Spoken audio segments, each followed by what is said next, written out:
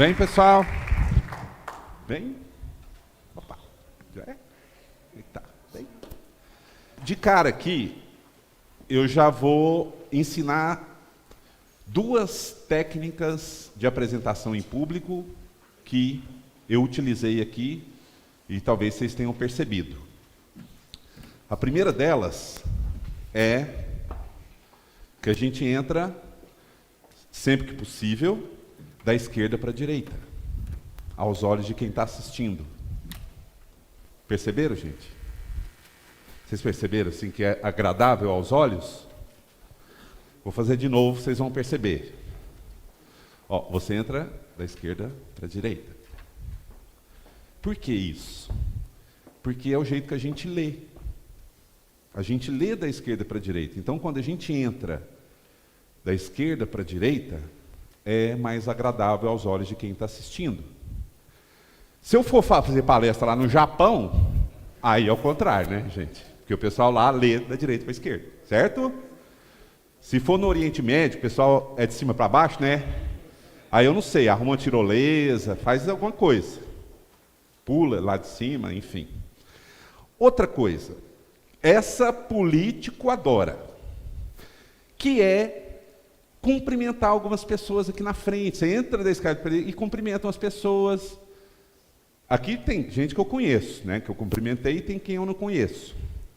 A grande questão é que, quando a gente faz isso, cumprimenta algumas pessoas aqui na frente, dá a impressão, para quem está lá no fundo, que a gente é conhecido.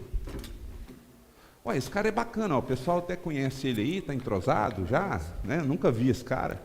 Então a gente faz isso. Já viu o palanque político faz isso? Né? Eles têm essas estratégias. Não é para enganar as pessoas, tá? É só para criar conexão e tal. Uma outra estratégia que eu fiz ali fora e fiz por aqui é a gente não ficar escondido. Se você for fazer uma apresentação em qualquer lugar, você não ficar escondido lá no seu cantinho, separado, ou num camarim. O legal é a gente entrosar, conversar com as pessoas, ir lá tomar um café, tomar uma água, trocar uma ideia. Porque assim a gente cria uma certa conexão com as pessoas e a gente tem a sensação, na hora que sobe no palco, de que as pessoas estão do lado da gente, né? Que não tem ninguém torcendo contra. Porque a gente já trocou uma ideia ali, brincou um pouquinho. Então, para a gente que vai apresentar, essa é uma estratégia interessante para perder um pouco aquela ansiedade, aquele medo, aquele medinho que dá para falar em público. E isso é normal, todo mundo sente isso, inclusive eu. Vocês não estão percebendo aqui, ó. Mas por dentro a minha mão está assim, ó. Certo? Né? Mas é porque a gente aprende a controlar. O nosso objeto aqui é a apresentação em público. Essa é a nossa ideia aqui. Eu vou passar algumas estratégias, já estou passando, na verdade, né? Estratégias de apresentação em público. Alguém aqui se apresenta em público todo dia? Sim, tem uma frequência de apresentação em público? O que vocês fazem? Fica trancado no quarto o dia inteiro, gente? Porque apresentar em público não é só subir aqui no palco e apresentar, não. Apresentar em público é você, a partir do momento que você acorda e sai do seu quarto, você já vai interagir com a sua família, já é uma apresentação. A roupa que você vai vestir, a maquiagem, o cabelo, o que você vai falar para as pessoas durante o dia, no seu trabalho, em qualquer horário do seu dia. Você está se apresentando o tempo todo. E a partir do momento que a gente leva isso a sério, a gente começa a ter certos cuidados com as palavras que a gente usa, com a entonação da voz, com as expressões corporais, enfim. Para alguns, falar em público é um problema, para outros é desafio e para outros é oportunidade. Para mim, hoje é oportunidade, já foi um problema. Para alguns aqui, talvez seja um problema, não vou perguntar para ninguém levantar o dedo e tal. Para outros é desafio. Agora, o grande desafio meu é transformar o problema em oportunidade. É isso que eu vim fazer aqui, para vocês terem essa ideia de que um problema pode virar oportunidade. E é por isso que nós estamos aqui. E, quando se fala em público, em oratória, aqui eu não vou pegar um pouco em oratória, porque oratória pega muito questão de dicção, coisas mais assim que fonoaudiólogo trabalha um pouco, não é isso aqui. Então eu vou focar em apresentação em público, apresentações. É que a maioria das notícias que a gente vê sobre apresentação em público só fornecem oportunidades. Nunca fala de problema. O problema é só aquele medo que tem de falar em público e tal. Mas a maioria fala que isso é muito importante, que o profissional que sabe falar em público leva mais vantagem. Um advogado, então, nem se fala. Tem notícias aí de todos os lugares, pesquisas e tal. E falar em público tem o mesmo peso que matemática, que aprender a ler e escrever. Deveria ter isso na escola, para a gente aprender desde cedo. O problema é que a gente não aprende desde cedo. Ficou alguma dúvida em relação a esse slide aqui, gente? Nenhuma. Quer dizer, então, que todo mundo conhece o Richard Branson. Então, ficou uma dúvida. Está aí outra estratégia. Quando você for montar um slide e tiver alguma coisa que pode gerar alguma dúvida, você tem que pesquisar para tirar a dúvida. O Richard Branson é o dono da Virgin Records. Mas ele é filântropo também, né? Tem a Virgin de filantropia e tudo mais. E ele é um cara que se apresenta muito no mundo todo, anda para todo lado. Então, para ele, é essencial falar em público.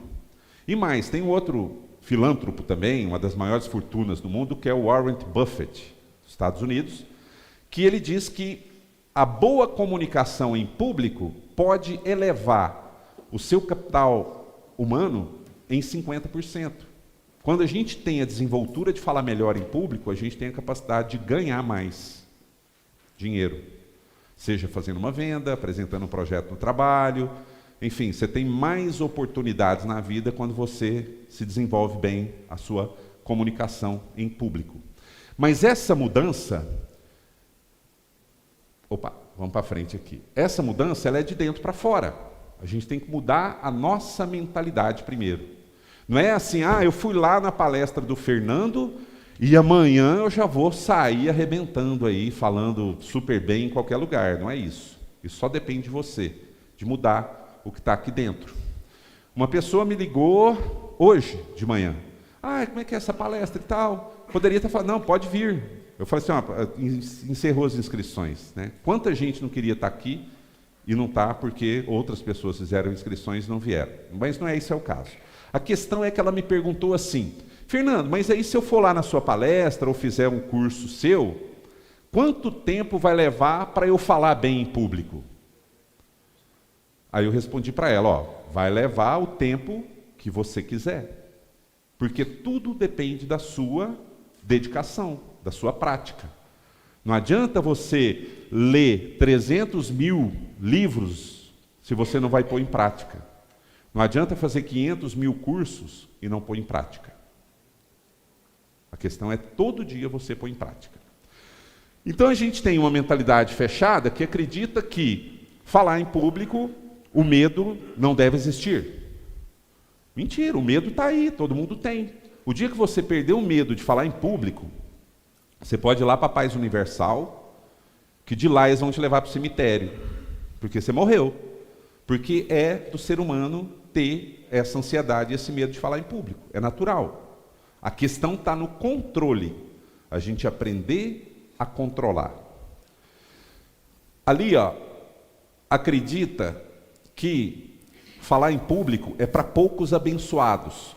Eu não tenho a voz bonita, não vai dar certo. Se eu fosse acreditar nisso, quando a menina vizinha minha falou que o cara era muito ruim, que a voz era ruim, eu não estava aqui hoje. Não tinha continuado na profissão. Mas não, qualquer pessoa pode, desde que ela identifique as potencialidades dela e coloca isso para fora. Aqui acredita que para falar em público tem que ser expert naquele assunto que você vai tratar. Não tem necessidade de você estudar a vida inteira para chegar na frente de um palco e apresentar alguma coisa. Não tem essa necessidade. Você só tem que preparar o seu conteúdo e apresentar para as pessoas. Agora tem gente, eu não estou pronto, eu não estudei, eu vou fazer 500 mil cursos de oratória. Sabe? é aquela coisa. E fica estudando a vida inteira e acha que nunca está pronto. Fica buscando as condições perfeitas para agir.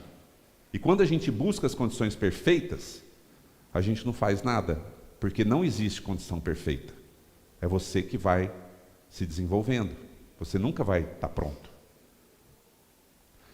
Essa pessoa aqui, ela acha que todo mundo vai perceber que você errou. Aí fica com medo de apresentar em público. O cabeça dura, ó, chama de cabeça dura. Ih, não, o cara vai perceber que eu errei. Mas quem sabe do seu roteiro é só você, mais ninguém. Então como que a pessoa vai saber que você errou? Só se você der bandeira, se você entregar e ficar aqui, não, o que eu ia falar mesmo? Não, esqueci, Aí você deu bandeira, fala assim, o cara errou. Certo? Aí eu tiro uma frase interessante aqui, que é um mentor meu, que eu fiz um curso com o Roberto Chiniachik, palestrante, que ele diz que é melhor você errar com firmeza do que acertar inseguro. Eu vou explicar como funciona isso. Vocês viram que nesse slide anterior aqui, eu usei 4 argumentos para falar sobre esse slide. Falei que o medo não deve existir, que é só pessoa abençoada, que todo mundo vai perceber que você errou. Falei 4 argumentos. Quer dizer, eu preparei 4 argumentos. Então, se eu errasse, esquecesse 2 ou 1, eu ia tocar em frente.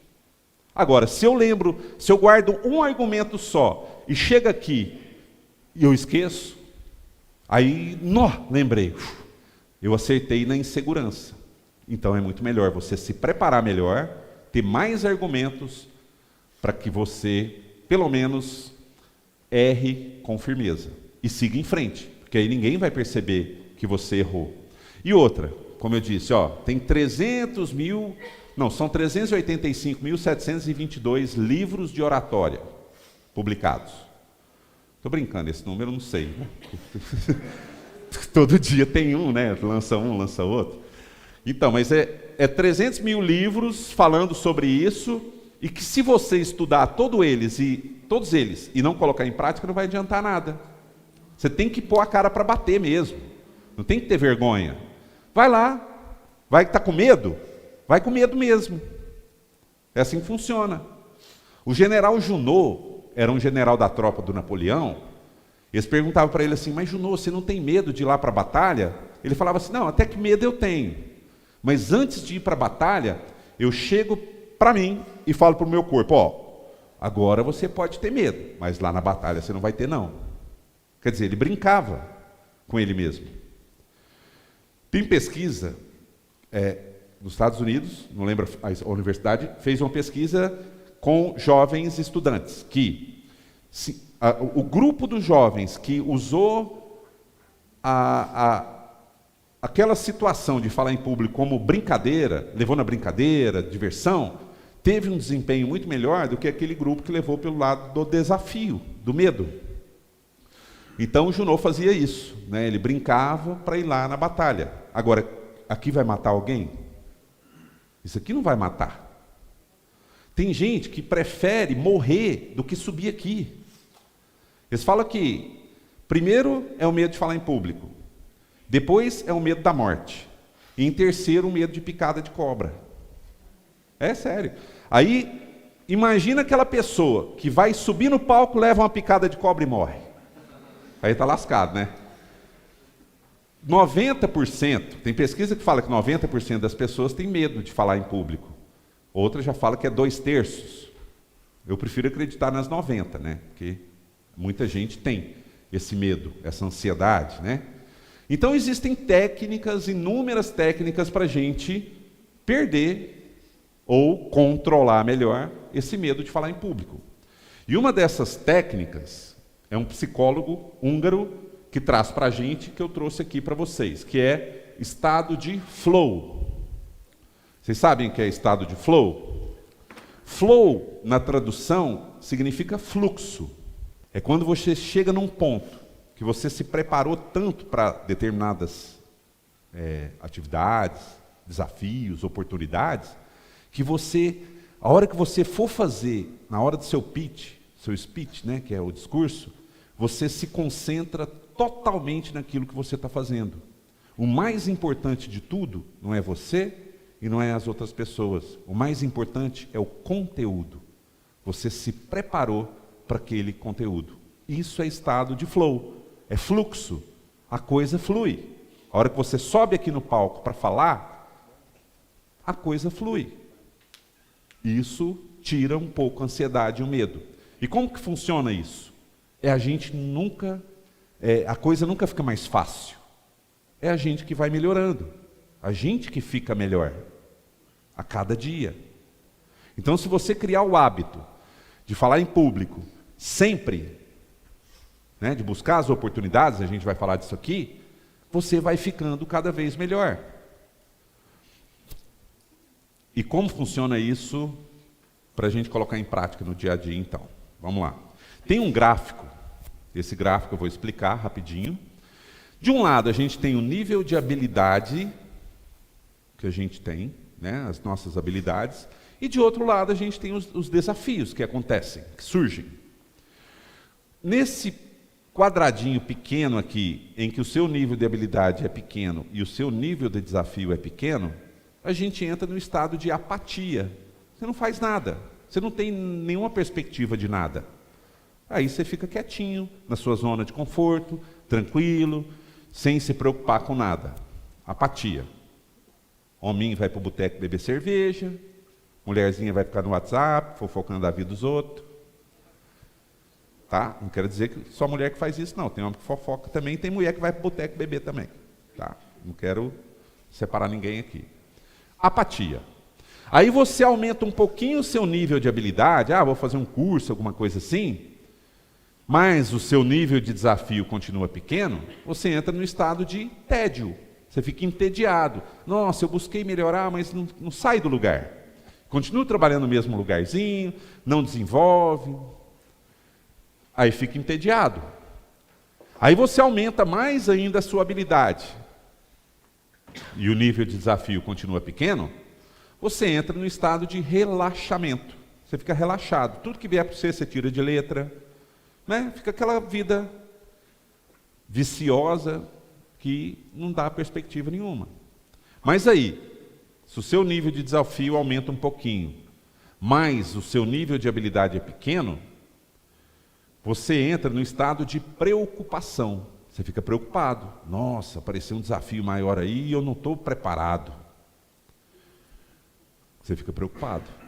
Mas, se você aumenta o seu nível de habilidade no desafio médio, você entra no estado de controle. Você está no controle da situação. Da mesma forma do relaxamento, só que num patamar diferente, porque o seu nível de desafio aumentou. Aí você está no controle. Você consegue levar a situação numa boa. Agora, se o seu nível de habilidade é pequeno e o desafio é grande, você entra no estado de ansiedade, medo, depressão, às vezes. Porque o desafio é tão grande e você não está preparado. Eu estou falando aqui de falar em público, tá? Vamos supor, o cara fala ali para um grupinho, aí chega lá 20 pessoas, aí depois chega 200, 500 pessoas e ele não está preparado. Mesma coisa de aprender a falar inglês. Você não aprendeu, nível de habilidade pequeno, aí surge uma mega oportunidade da sua empresa de você trabalhar nos Estados Unidos e você sabe falar inglês? Não. Não. Você vai entrar no estado de depressão. Por que eu não fiz? Por que eu não busquei? Por que eu não procurei me desenvolver? Aí, aqui, você entra nesse estado de preocupação. Mas, aqui é o estado de ansiedade, né? Com o desafio, a habilidade pequena. Mas aí você aumenta o seu nível de desafio, de habilidade, para aquele desafio grande, você entra no estado de excitação. Você fica animado. Nossa, eu estou conseguindo, que legal, estou aprendendo e as coisas estão fluindo, os desafios estão surgindo, eu estou conseguindo melhorar minhas habilidades e tal. Excitação. E o próximo passo, quando você tem o nível de habilidade grande e o desafio é grande, você entra no estado de flow. Aí a coisa flui. Vira um fluxo. Porque na medida que o seu desafio aumenta, você busca melhorar as habilidades, E na medida que as suas habilidades vão crescendo, você busca novos desafios. E esse estado de flow vicia. A gente fica viciado nisso. Você nunca quer parar. Nunca. Aí chega para mim, Fernando, vamos fazer aí um curso de técnica de apresentação em público para político? Vamos.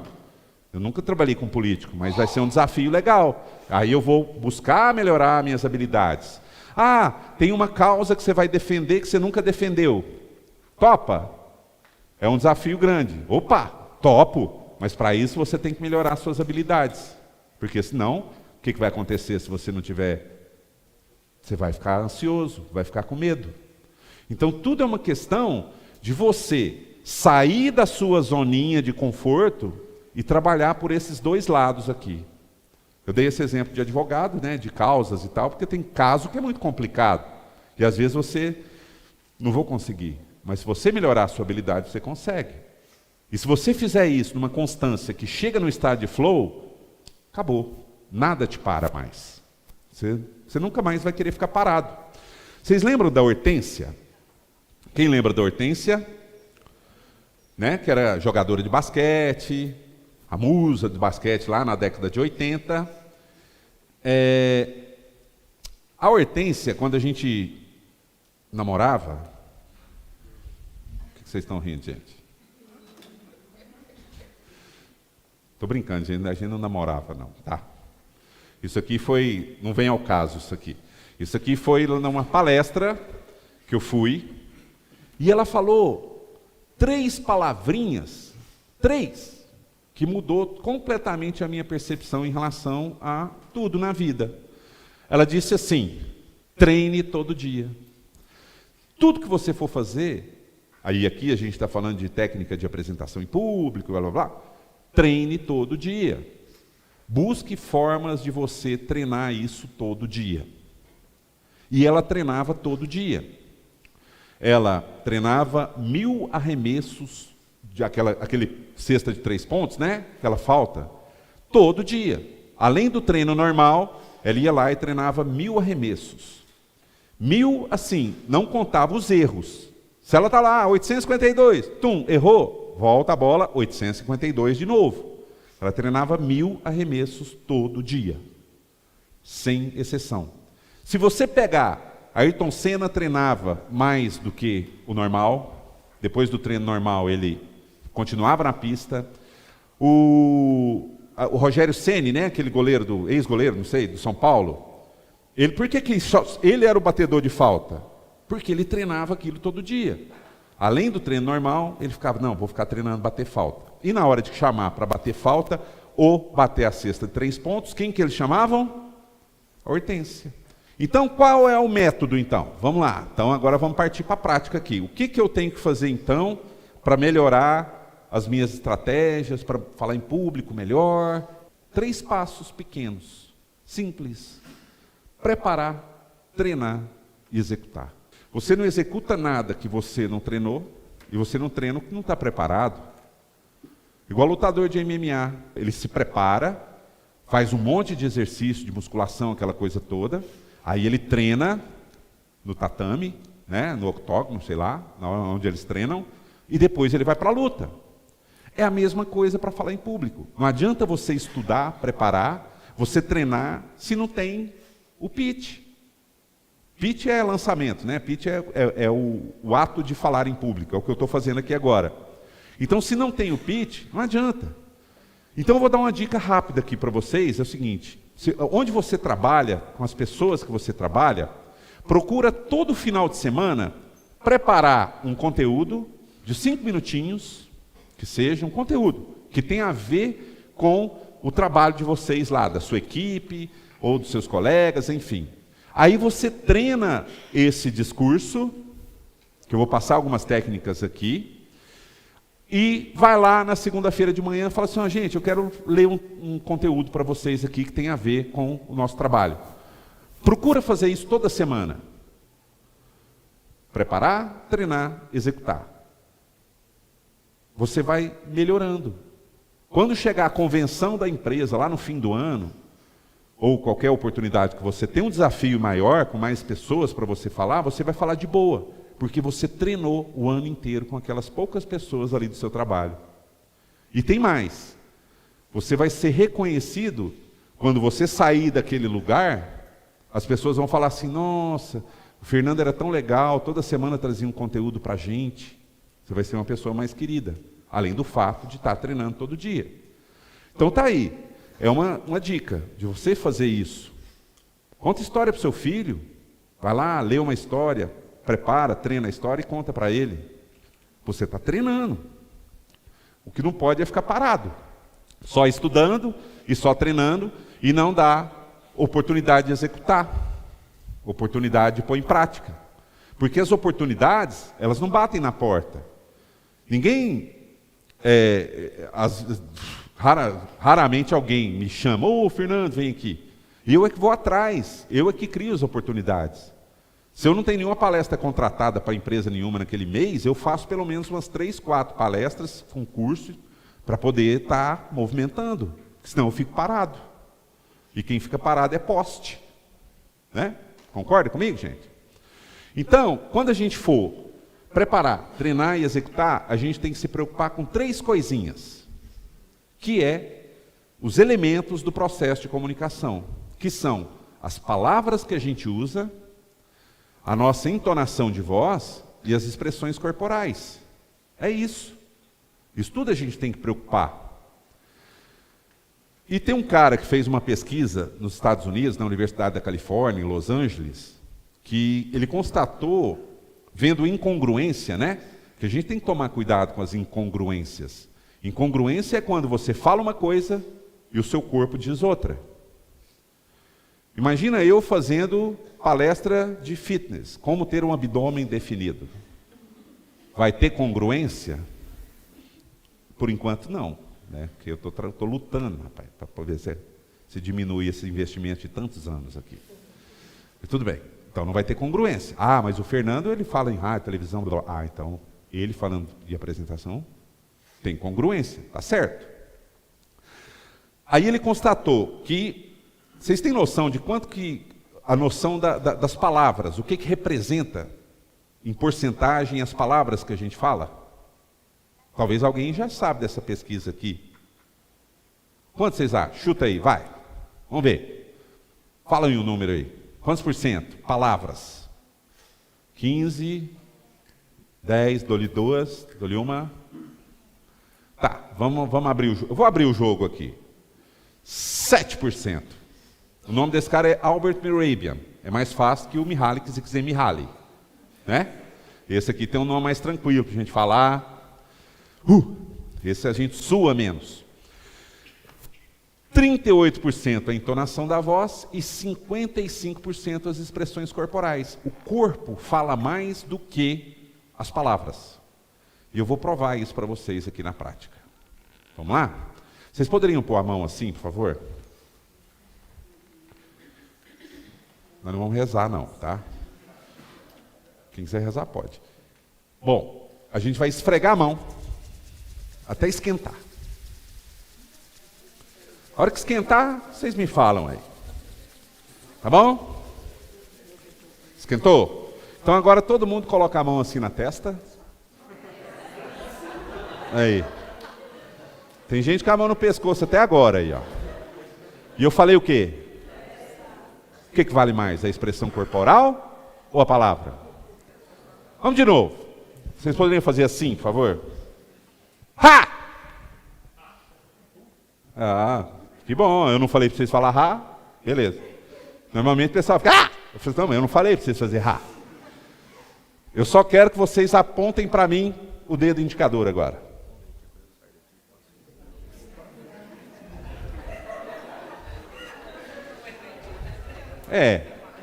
Deu tempo, né, de mudar, né? Porque esse aqui é o polegar, viu, gente? O indicador é esse, tá? O que vale mais? Expressão corporal ou as palavras? O seu filho, ele aprende mais com seus exemplos do que com o que você fala? O cara acende cigarro, ó, filho, pode fumar não, que isso aqui faz mal, hein? Toma cervejinha, toma uma pinguinha lá, ó, filho, isso aqui não pode beber não, que faz mal, viu? Quer dizer, faz o que eu falo, mas não faz o que eu faço. Está andando no trânsito, joga lixo na janela, ó filho, você não pode não, viu? Ele vai aprender com o seu exemplo, ele não vai aprender com o que você está falando. Então a gente tem que tomar todo esse cuidado. Então vamos por partes aqui. Eu vou passar algumas técnicas para a gente melhorar as nossas palavras, melhorar a nossa entonação de voz e melhorar as nossas expressões corporais. Logicamente que tem inúmeras técnicas, milhares, infinitas, que eu não vou conseguir passar tudo aqui hoje. Mas vamos lá, palavras. Queria perguntar para vocês, qual a palavra mais bonita do mundo? Vamos lá, para você. Amor, que lindo, uau. Alguém mais? Vamos gente, vamos participar. Para você, Maiane. Ter que ser conhecida tem esse problema. Palavra mais bonita do mundo para você. Aí, ó. Ela sabe. O nome. Quando a gente trata a pessoa pelo nome, é meio caminho andado. Todo mundo gosta quando é soletrado o seu nome. Você está no aeroporto, aquele barulhão todo, Fernando Cunha de Rezende. Opa! Você para tudo. Você para qualquer conversa para saber o que estão falando o seu nome ali. O que estão falando de mim aí? Ou, parece que alguém me chamou. O seu nome. Para mim, a palavra mais bonita do mundo qual é? Fernando. Vocês viram que no começo da minha apresentação, eu agradeci a algumas pessoas? Isso é criar conexão, usar palavras. Agora eu vou chegar aqui, fazer uma palestra, eu queria agradecer todo mundo, porque eu não vou falar nome não, senão eu esqueço alguém. Isso só prova que você está despreparado. Você não preparou. Você não treinou. Então você chega aqui, eu quero agradecer a Kísia, agradecer a Ângela, o Estevam, o Zé Neto. Você fala nomes. Isso gera uma conexão. Você vai falar numa empresa, fala o nome de quem te contratou, fala o nome de quem está pagando o seu cachê. Tem que falar. Talvez ele até anima de pagar mais, só de você falar o nome dele. E vai tratar numa sustentação oral ou no tribunal do júri, busca, eu não sei se pode, mas de repente se você citar o nome de um de outro, isso cria conexão. Nome é uma coisa de palavra. Outra coisa de palavra legal que a gente pode trabalhar, Tony Robbins, vocês devem conhecer. Aí ele inventou esse negócio, chama vocabulário transformacional. Não é nenhum bicho de 7 cabeças, vocês podem ficar tranquilos. É você trocar palavras comuns por palavras que transformam o emocional das pessoas. Transformacional. Transformar o emocional. Olha aqui alguns exemplos. A gente tem a palavra boa, que a gente usa, e a gente tem a grande palavra. Então você pega palavras que você usa naturalmente no seu dia a dia e procura mudar. Vai lá no sinônimos.com.br. Aí você vê sinônimos daquela palavra que você usa e vê palavras mais fortes. E passa a usar. Pode até pôr colinha, começa a usar. Pensa, se você descobrir 3 sinônimos de uma palavra num dia, em 60 dias são 180 palavras. Em um ano, imagina quantas palavras novas você não vai aprender. E quando a gente aprende palavras novas, a gente tem mais desenvoltura na hora de conversar. Porque você não fica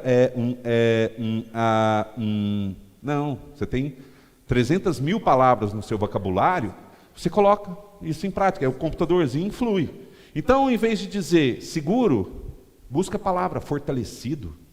Você está bem? Não, cara, estou radiante. Né? E aí, o que você achou? Rapaz, foi sensacional, ao invés de legal. Vê, quantas palavras você pode trocar por legal? Legal. Não, cara, que bacana. Não, que sensacional, que esplendoroso. Que coisa explosiva. São palavras. Quem aqui é casado? Chega hoje na sua esposa, no seu marido, Em vez de falar para ela assim, oi meu bem, boa noite, tudo bem? Você fala assim, oi meu bem, nossa, como você está esplendorosa. Você vai ter a melhor noite da sua vida. A lua de mel vai voltar. Chega para o seu marido amanhã de manhã, ele vai acordar tudo, né? Aquele cabelão, tudo carakunchado. Aí você fala para ele assim, nossa meu bem, como você acordou espetacular hoje, hein?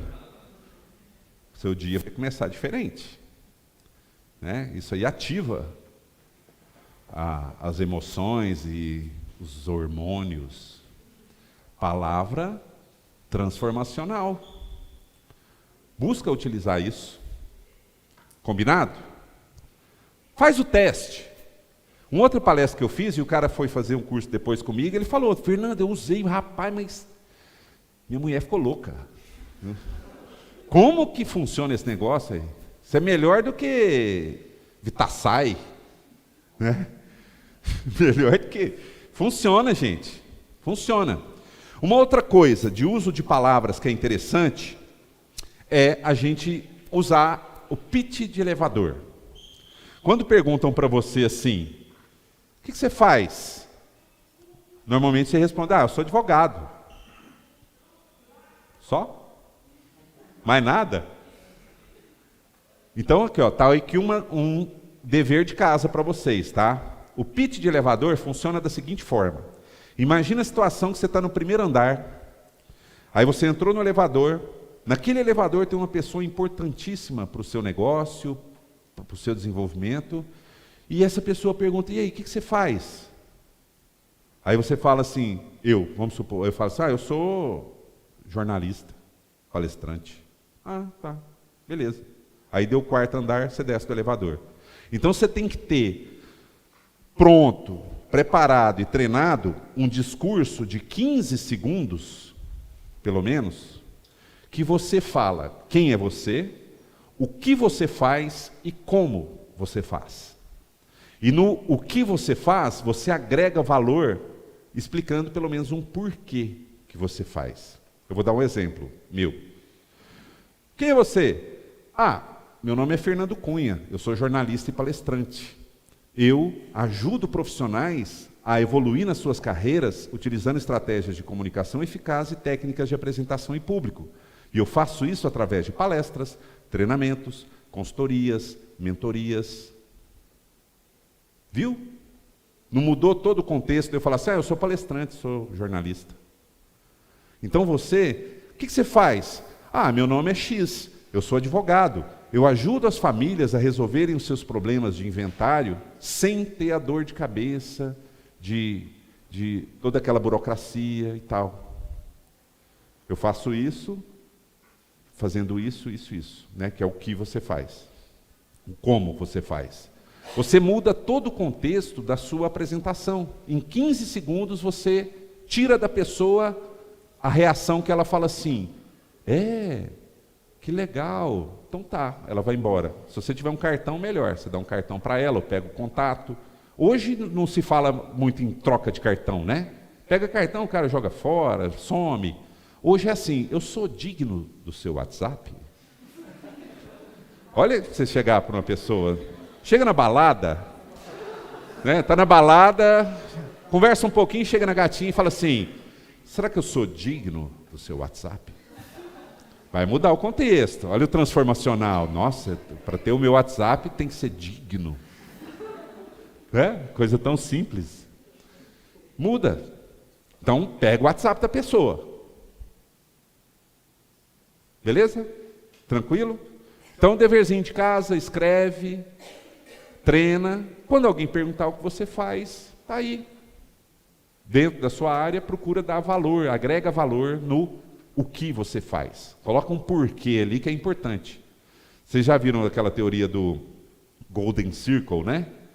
Que as empresas antigamente falavam o que elas faziam e como. Hoje é o contrário. Hoje o centro é o porquê que você faz o que faz.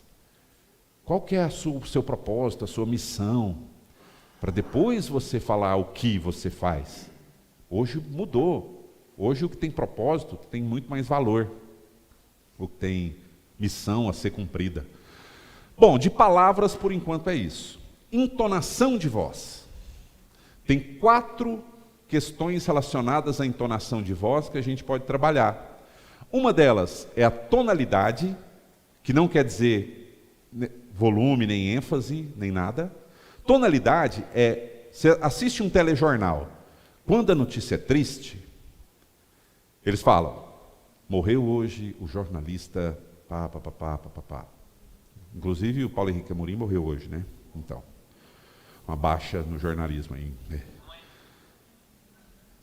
A tonalidade da voz é essa. Mas quando é uma notícia alegre, o Brasil joga hoje contra a Alemanha, muda a tonalidade.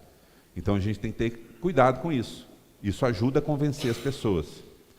É diferente de volume. Volume é quando liga o microfone, aí eu tenho que falar mais alto para alcançar as pessoas que estão lá no fundo. Vocês estão me ouvindo? Mas aí existe o microfone para a gente não ter que gritar, para falar de boa, tranquilo.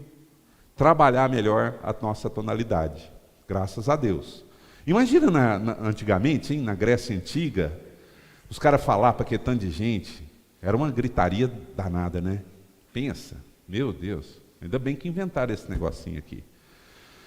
Outra coisa, a gente tem que ter cuidado com isso aqui. Questão de volume é interessante porque você tem que criar o hábito de falar para quem está no fundo da sala. Porque aí você coloca mais energia no seu discurso. Se você tem o hábito de falar para quem está aqui na frente, então, nós estamos aqui na palestra hoje e tal. Mas não, você cria o hábito de falar para quem está lá no fundo da sala. Imagina isso, na hora de colocar o volume na voz, na hora de colocar uma tonalidade. E velocidade? Tem gente que não entende o que a gente fala. Se eu chegar e falar para vocês, eu tenho uma pia que debaixo da pia tem um pinto que tem uma pinta, e quando a pia pinga na pinta do pinto, pinto pia. Vocês entenderam? Vou repetir. Eu tenho uma pia que debaixo da pia tem um pinto que tem uma pinta, e quando a pia pinga na pinta do pinto, pinto pia. Eu tenho uma pia que debaixo da pia tem um pinto que tem uma pinta. E quando a pia pinga na pinta do pinto, pinto pia. Agora vocês entenderam. Aí você vai lá falar, eu tenho uma pia que debaixo da pia tem um pinto que tem uma pinta, e quando a pia pinga na pinta do pinto, pinto pia, ninguém vai entender o que você está falando, que você está falando muito rápido, é aquele locutor de corrida de cavalo, né? Não é nem de futebol, é corrida de cavalo. É uma loucura. Então a gente tem que, calma, dá um passo para trás, respira fundo e fala, naturalmente, não precisa ter pressa. A pressa é inimiga da perfeição. Mas hoje a gente vai falar sobre ênfase. Olha lá, ênfase. Eu vou dar o foco nisso. A gente aprofunda esses assuntos aí em curso, né, mais aprofundado. ênfase. De acordo com o seu público, você pega o seu texto, talvez você vai ler um texto ou vai fazer um discurso, você dá ênfase naquelas palavras-chave que vão atingir o objetivo do seu público. Eu trouxe um exemplo aqui. Vamos supor que você vai falar essa frase aqui. O presidente aprovou medidas polêmicas para incentivar o crescimento econômico. Vocês viram que eu li a frase sem dar ênfase em palavra nenhuma. Quer dizer, ela ficou completamente neutra. O presidente aprovou medidas polêmicas para incentivar o crescimento econômico. Beleza. Agora, imagina você falando essa frase, lendo esse texto, num local que está lotado de correligionários do presidente. Aí você quer atingir o coração daquelas pessoas. Você dá ênfase no presidente. O presidente aprovou medidas polêmicas para incentivar o crescimento econômico. Aí, vamos supor que você está num local em que você vai falar para pessoas que estavam esperando ansiosamente a aprovação das medidas. Você dá ênfase, não aprovou. O presidente aprovou medidas polêmicas para incentivar o crescimento econômico. Vocês já viram isso em telejornal? O apresentador, ele lê e dá ênfase na palavra que é interessante para a linha editorial do veículo. E a gente pode fazer isso no nosso discurso, na sua sustentação oral, no tribunal do júri, dá ênfase naquelas palavras que vão atingir o objetivo do seu discurso. Por exemplo, se você está no local que todo mundo que está naquela sala, ou a grande maioria, é oposição ao presidente. Você dá ênfase nas medidas polêmicas. O presidente aprovou medidas polêmicas para incentivar o crescimento econômico. Viu que mudou todo o sentido da frase? A frase é a mesma, mas muda o sentido quando você dá ênfase em determinadas palavras. O presidente aprovou medidas polêmicas para incentivar o crescimento econômico. O presidente aprovou medidas polêmicas para incentivar o crescimento econômico. Muda todo sentido. Deverzinho de casa, quando for ler, quando for preparar um discurso, uma apresentação, uma sustentação, qualquer coisa, busca palavras-chave. Pastor faz muito isso. Pega a Bíblia, hoje vai ser essa palavra. Aí ele marca as palavras, sublinhando ou com marca-texto, aquelas palavras-chave daquele versículo para ele recitar. Eles fazem isso. A estratégia para ser mais assertivo no seu discurso, enfim. Beleza? Falamos aí em relação à entonação de voz. Linguagem corporal. Vamos lá, algumas estratégias aqui. Primeira coisa, o jeito que a gente veste, tá bom? Tá agradável? Estou no contexto? Ou eu tinha que vir de bermudão e chinelo hoje aqui? Imagina, de bermudão e chinelo? Não ia, vixe, esse cara veio falar aqui para nós de bermudão e chinelo. Às vezes, quando está calor, a gente faz uma... A hora de tirar a blusa, você faz toda sensual. E tira. Mas não é o caso aqui hoje, né? Deixa quieto. Não vou causar, né? Não vai sair no jornal amanhã, ó. Palestrante, vai na OAB, faz striptease, dá maior transtorno para a turma lá. Não é isso. Expressão corporal são algumas estratégias de palco que eu vou passar para vocês aqui. Primeiro, já falei aqui, entrar da esquerda para a direita, cumprimentar algumas pessoas aqui na frente. Uma coisa interessante é sorriso. Sorria. É a terceira, você viu que eu entrei sorrindo. O sorriso é universal, é uma linguagem universal que abre as portas. Quando você sorri, o que você ganha de volta? Um sorriso. É universal. Então, procura sorrir. Questão de palco. Vocês perceberam que eu ando para cá, eu não fico igual barata tonta assim não, né? Porque tem gente que vai falar, fica assim, né? Ai, nossa senhora. Aí fica falando.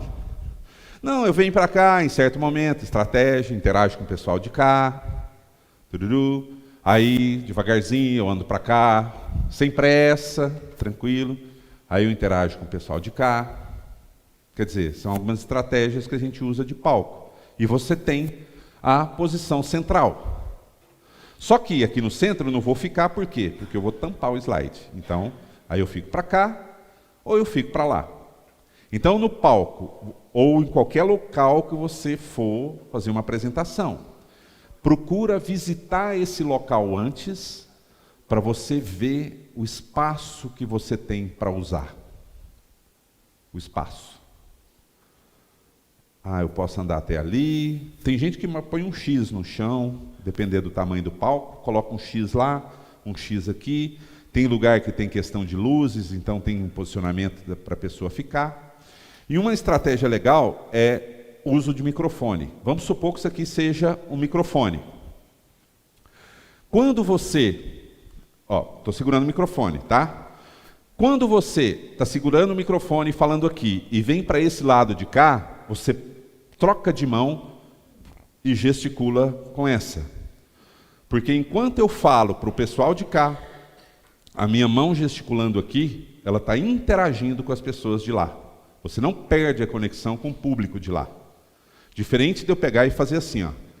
Ficar aqui e o pessoal vai, o cara esqueceu que a gente existe aqui, né? Que a gente está aqui. Então você... Sem querer, quando você faz assim, você acaba que não perde a conexão com o público de lá.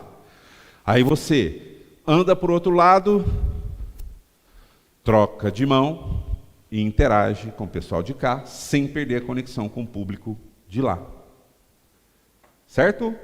Outra coisa é imposição de mãos. A mão é importante também. Uma coisa legal é a gente ter alguma coisa na mão, tá? Isso dá segurança para a gente.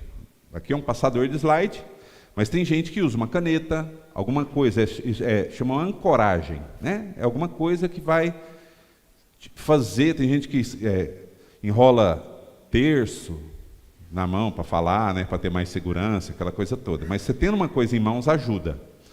Mas quando as mãos estão livres, as mãos elas circulam aqui, porque tem gente que fala assim, que Nossa Senhora, pelo amor de Deus, não, é aqui, né? É na altura da cintura, aqui, suas mãos. Quando a gente impõe a mão assim, a gente quer dar uma ordem. Nós temos que ir para a guerra, né? É mais ou menos isso aí. E quando a gente faz assim, a gente pede a compreensão, a gente pede a compreensão das pessoas. Gente, vocês têm que me ajudar, a gente tem que fazer. Não é? Como que você vai dar uma ordem com a mão assim? Não vai, é que eu estou pedindo compreensão, gente. Mas a gente tem que dar. Lembra do Heil Hitler? Era isso, em posição de mão, de cima para baixo.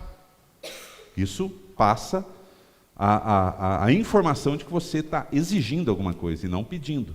Agora, quando faz assim... Agora, pôr a mão no bolso significa que você está meio inseguro, assim, né? Você não sabe o que você faz com as suas mãos, né? Você põe a mão no bolso. Isso não é legal. Às vezes por charme, né? Você vem aqui, aí você põe a mão no bolso. Só se for isso, né? Se for um discurso de charme total.